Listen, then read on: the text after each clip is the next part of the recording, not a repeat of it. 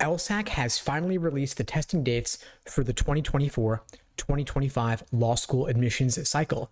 Of course, we have the April LSAT and the June LSAT already on the calendar. Those are from the current cycle. The testing dates starting in August are for the upcoming testing cycle. We've got August, September, October, and November this year. Then we have January, February, April, and June next year for the remainder of the cycle. Now let's get into the specific dates for each of those test administrations. The August LSAT will be conducted over August 7th through 10th, with the August LSAT score release on August 28th. We have the September LSAT administered over the 4th through the 7th, with score release on September 25th. We have the October LSAT on the 1st and 2nd, then again on the 4th and 5th. It will not be administered on the 3rd at all, with score release on October 23rd. The November LSAT will be on the 6th through the 9th, with score release on November 27th. The January LSAT will be on the 15th through the 18th, with score release on February 5th. We have the February LSAT on the 7th through the 8th, with score release on February 27th. We have the April LSAT on the 10th through the 12th, with score release on April 30th. And we have the June LSAT on June 5th through 7th, with score release on June 25th. That was a lot, of course. I'll include all of these specific dates and details in the description below this episode. Now let's get into it. Of course, all of these dates are going to be the new version of the LSAT without the logic games section. For those who aren't aware, LSAC is changing the LSAT after the June test. They are removing the logic game section and replacing it with a second scored logical reasoning section. So if you're taking the LSAT in August or beyond, you're going to have the new format, no games, a second logical reasoning, and then of course an extra unscored section of either logical reasoning or reading comprehension. Now note, for the August LSAT, the score release is August 28th. Law school applications typically open September 1st or September 15th.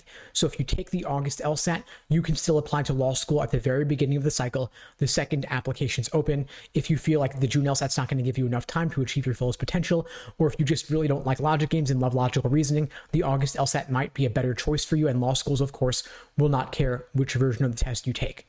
And of course, taking it in September, October, or November is totally fine. You can still apply perfectly early in the cycle. Even taking the LSAT in January or February would be fine as well. Most law schools will accept the results of the February LSAT, but note, the February LSAT score release date is February 27th, so you may want to contact specific law schools to ask them if they will still take the results of that test, given that it's a little bit later in the cycle. Now, registration for all of these testing dates opens in mid-May, so you can sign up and let them know you want to take it in a certain given testing month. But then when it comes to scheduling a specific date and time and choosing whether you want to take it remote or in person, that only typically opens a few weeks prior to each testing date through Prometric, which is the provider and administrator of the law school admissions test.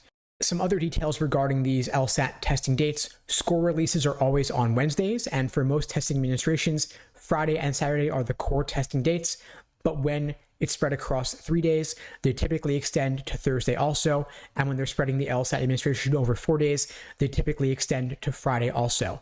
Now, if you are outside the US and Canada, if you are a so-called international test taker, you are limited to specific dates. In that case, you can take it in October, January, April, and June specifically. They won't want you to take it on any of the other testing dates, even though, of course, the LSAT is offered online remotely from home. I'm not sure why they have that restriction. Maybe it has to do with time zone differences and such and when the proctors are available, but those are the rules. Don't violate them. You don't want to run into any issues, of course.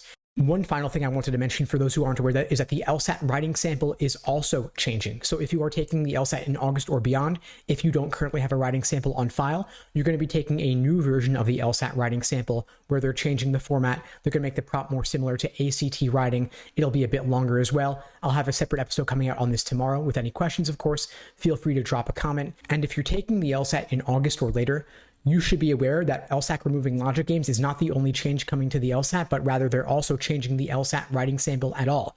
It'll still be unscored, but they're changing the nature of the prompt and giving you a bit more time to evaluate pieces of evidence before actually sitting down and writing the actual essay itself. I'll have a new episode coming out on this tomorrow. And by the way, if you're looking for support on the LSAT, whenever you're taking it, whether April, June, August, September, or beyond, there are a variety of ways that my team and I can help support you in achieving a top LSAT score.